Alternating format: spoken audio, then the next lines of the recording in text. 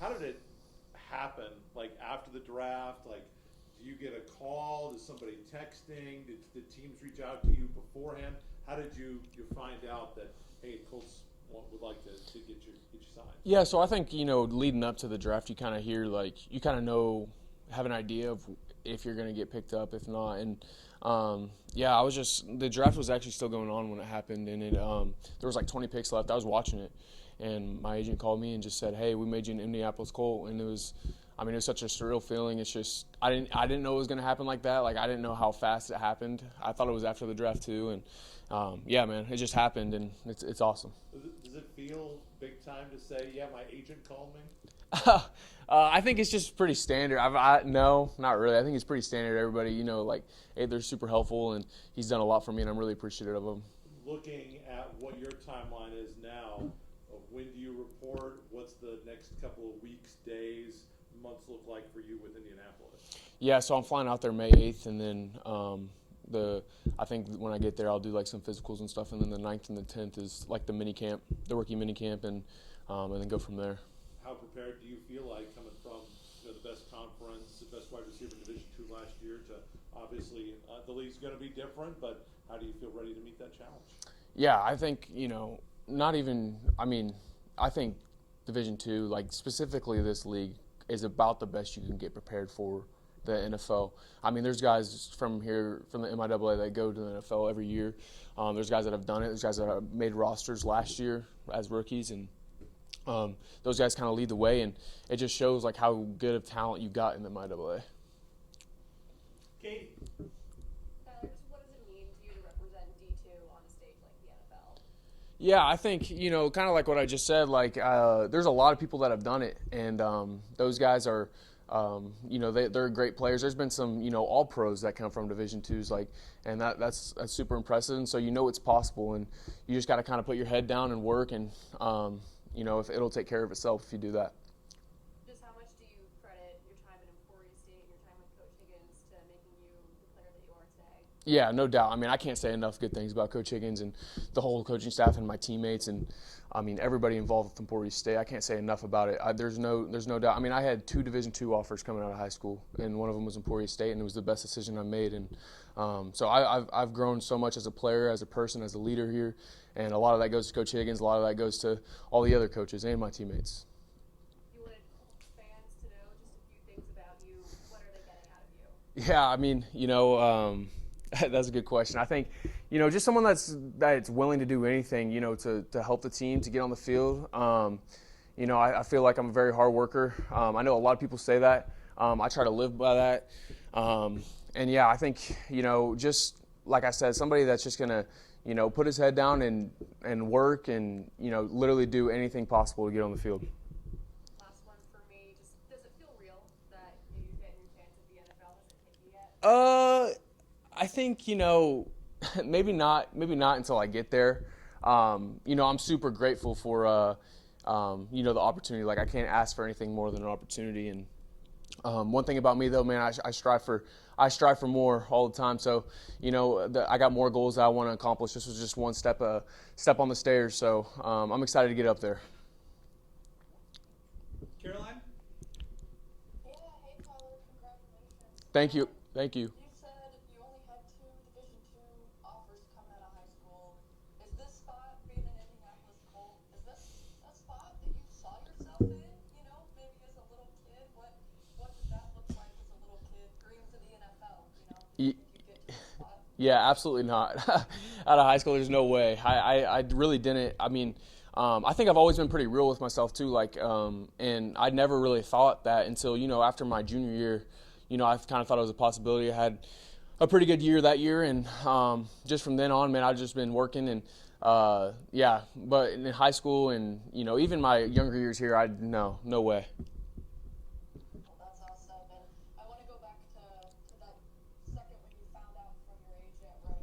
What was the first thing that went through your brain? Were you surrounded by family? Were people kind of cheering you on? What was set the scene for us when your agent told you that they made you a Colt? Yeah, I was with my parents. Honestly, I thought it was just when I saw him calling, I actually just thought it was just he was telling me, hey, be ready. Like, that's kind of what I thought it was, because the draft was still going on, and I didn't know how that worked. And it was surreal. I asked him like 3 times if he was serious. So it was surreal. And I'm so blessed to have a lot of people in my corner. I have great family, great supporters, and I can't thank them enough. Yeah, one more from me. You're not the only Kansas kid selected by Indianapolis. They took K-State's DJ Giddens too. I'm sure that you saw. But what would you tell other Kansas kids that are in high school or in your spot at the D2 level, D1 level, just about that process and working hard to make it a reality? Yeah, and there's so much proof that you got like Breece Hall in the NFL. There's a bunch of kids that have done it from Kansas, and if you just work. I'm a true believer. If you work hard and you really come out every day and are very consistent, like, things will just happen to you. Like, good things will happen to you, and there's no doubt that I've been prepared the right way, being from Kansas, and I'm excited to see future Kansas guys get their chance. Thank you. Thank you. One last thing. Just talk about, JJ's here. He's got an invite too. Talk about going up against him the last couple of years and how that may have done. Yeah, no doubt. I mean, first of all, me and JJ, this last 6 months, I think have gotten a lot closer, just because we've been doing the same thing. We've worked hard, and we've gone against each other so many times. And in practice, I don't necessarily think we got to go against each other that much. He played corner, I played on the inside, and he's a great player. He deserves it more than anybody, and he's going to do great. And there's nobody. I mean, he's prepared me more for the NFL than anybody ever could. Is it kind of cool that you go from being a Hayesville campus Colt to an Indianapolis Colt? Yeah, I can't remember who first told me that, but it's funny. It's funny. It comes full circle for sure. Right. Thanks, sir. Yeah, thank you. Thank you. Yep. Any difference in terms of how you felt and heard and discovered, like, how did that go about when you got the text or the call from the Panthers that they'd like you to come out and try out?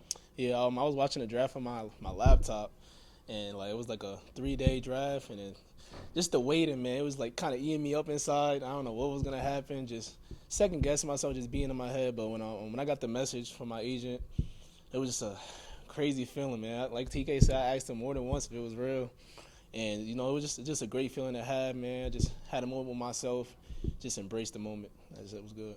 Obviously, being a guy who's being asked to try out, how do things look for you? What's the timeline for you, and how do you kind of progress with the Panthers now? So as I was watching the draft, they only drafted one DB, one defensive back in the draft, and the Panthers scout told me this would be a great opportunity for me to go there and show out.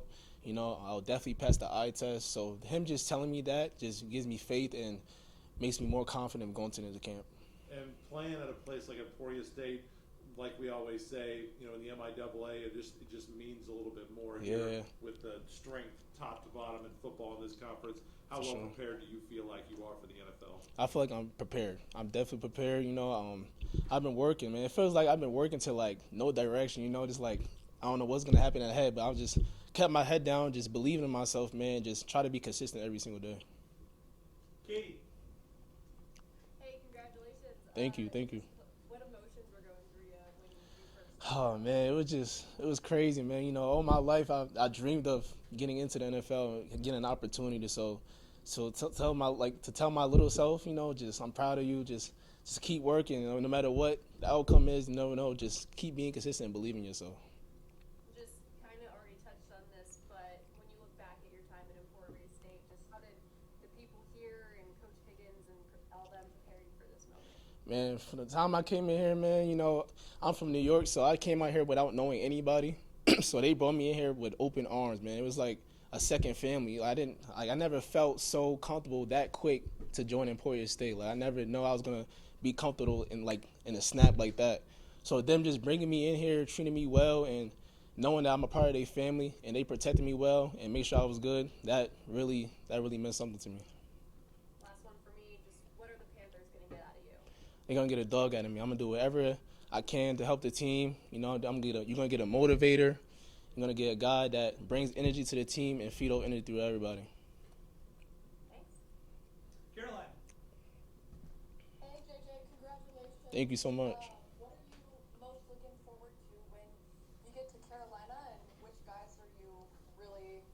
forward to learning from and being around when you get there? Yeah, J.C. Horn, he's a defensive back.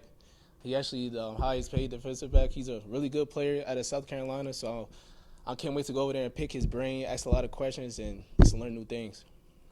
Yeah, and what was the reaction from family and people closest to you, when you learned the great news that you were going to get a shot at the big league? Yeah, my mom called me. It was like a FaceTime call. All my family was in it. They was all excited for me, just saying that they're happy for me, and my mom started tearing up, kind of made me tear a little bit. But yeah, they was excited for me. They know I worked hard for this moment, and I'm ready for it. Awesome. That's all I got. Thank you so much. Kind of same thing I did. Emporia State known for a lot of receivers. How has that helped you going up against guys like Tyler, TC, and all those guys? Well, what TK said, this year I played corner, but my junior I actually played safety, so I had a lot of rest with TK, man. TK, he's a hell of a player. I ain't never met a receiver like him that works hard every single day, and his knowledge of the game is fantastic. So just going up against him and asking a question like how receivers think for me to help get better. So just going up against him every single day made me better for sure. Awesome. Thank you. Man. Thank you, man. It. Appreciate it. See you later, man. Have a good one, You dude. too, man. Yeah. You've talked a lot about how Emporia State football has been built by the guys who came before. Can you just talk about what it means to have the bricks in your program lead to this moment, and like you guys have done before, 2 more guys that are going to get a shot at the NFL? Yeah, I think, well, first off, both of these guys, they've earned it. It's deserved because of the work ethic that they've put in, which brings me to my next, when you talk about guys that we call them brick winners here. They earn a brick. When they get here, you have to at least be here a year, and you have to represent our core values, trust, accountability, attitude, and family over everything. And it's about guys that represent that, making our program strong and being able to have, like you said, some type of legacy effect. But we've had a lot of great players here. And there's guys that have been really, really talented, and they still didn't get an opportunity like these two have gotten. And I'm proud of both of them, because they're also going to represent this football program, but they're going to represent this university the right way too. What about Tyler Kahmann do you think makes him an NFL guy?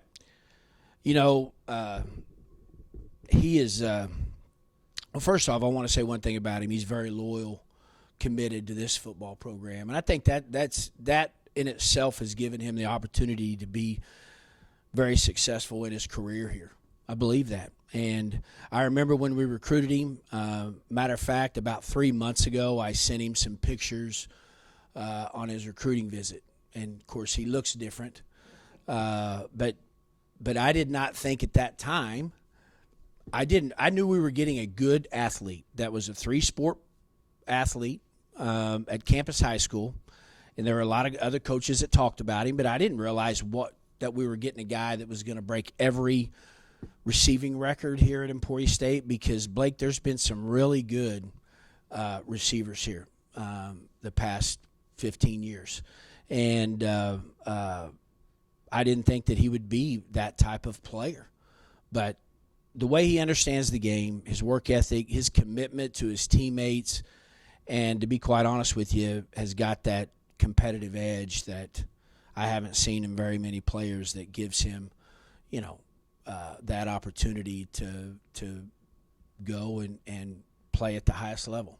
Jaaron Joseph is a guy that NFL scouts came to see. They came to watch TK too, but a guy that everybody says, man, he's got an NFL body. He's got the look of an NFL player. What's going to make him successful in the NFL?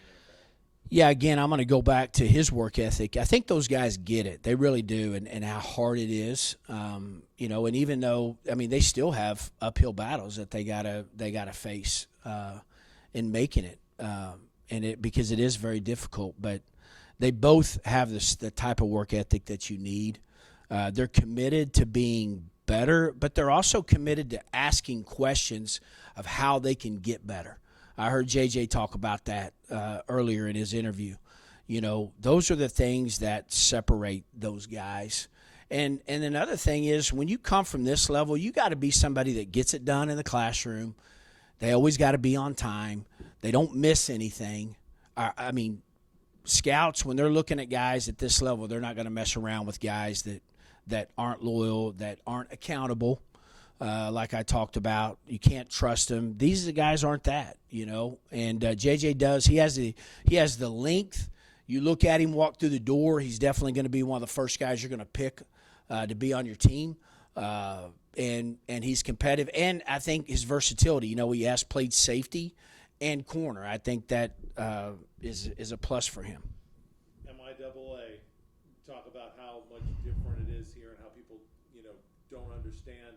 Even some people in the Deuce maybe don't understand what it's like in the MIAA. How well prepared are these guys going through your program and then going through the rigors of a conference like the MIAA?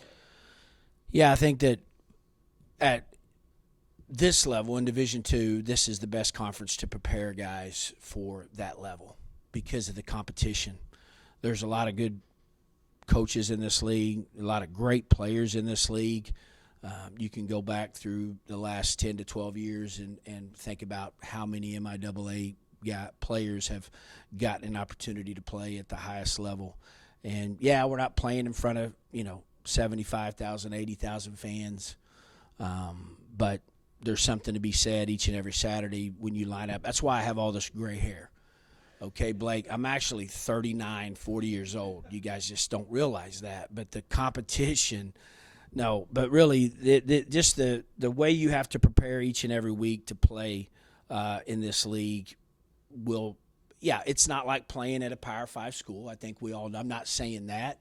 But it gives them, at this level, the best opportunity to be successful. Katie. Hey, Coach. Tyler being a Kansas kid, you always talk about the importance of recruiting out of your backyard. What does this say, you know, all of his success and now this, say about the talent in Kansas, and how is this going to help you continue to recruit Kansas kids? Well, I think that, anytime, you know, he is, up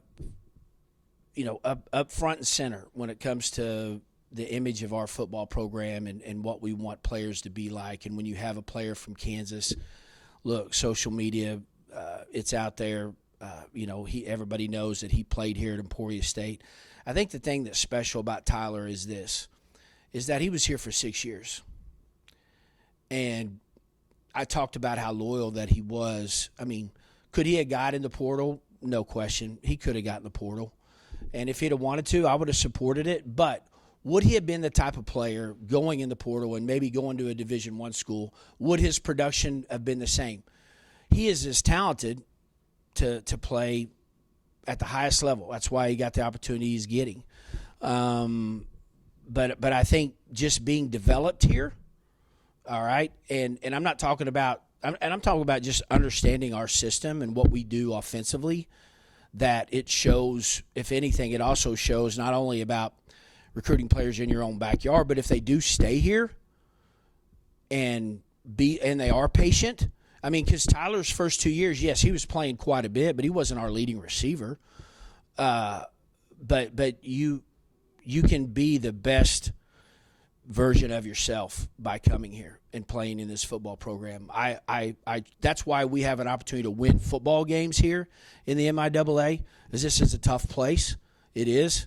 But it's special when you have players like Tyler Kahmann who come here. They got to go through a COVID year. He never budged one bit about, at least he never mentioned it to me, but he never budged one bit about going to another school. He knew this was the place for him, and he made the best of it. And the production that he had during the course of the year helped give him that opportunity. Where if he would have went someplace else and maybe caught 25 balls, does he get the same opportunity? I don't know. Yeah, and just what emotions go through you as a coach when you got two guys going to the NFL? Yeah, it's I'm emotional anyway. All right, I'm always passionate about my players, all of them, and of course, Tyler being here 6 years and being on the offensive side of the football, he called me as soon as they had got done talking to him, and I couldn't even sleep, to be honest with you. That night and then I called JJ to check on him. I wanted to check on him because I hadn't heard anything, and he had told me that he was talking to 2 teams, and one of those was the Panthers. And I said, "Hey, let me know as soon as you can what's going on," and he did. And that's again just tells you about those guys. But I'm just so proud of both of those guys because they do it the right way. They've done it the right way, and it works. And it's very difficult. It's very tough, and it's still going to be tough for them. But they deserve the opportunity because they've earned it. Caroline. Hey, Coach. Hey. Obviously, you have a great relationship with all of your guys, but specifically JJ and also Tyler, just him having been there for so long. How do you maintain those relationships, when those guys are outside of the program and off doing things in the big leagues? Do you, connect with guys that have left the program and want to do those things over the years? And do you plan to, keep up with these 2 guys as they move on to their next thing? No question. I would keep up with these 2 guys even if they didn't have an opportunity to go in the NFL, just because of who they are. And that's one of the most important things. If I ever learned anything from my father as a coach, it's having a relationship with your players. And yes, there's a lot of guys that played for me. I've been here for 18 years, going on my 19th, so there's a lot of guys. And I don't talk to them all the time, but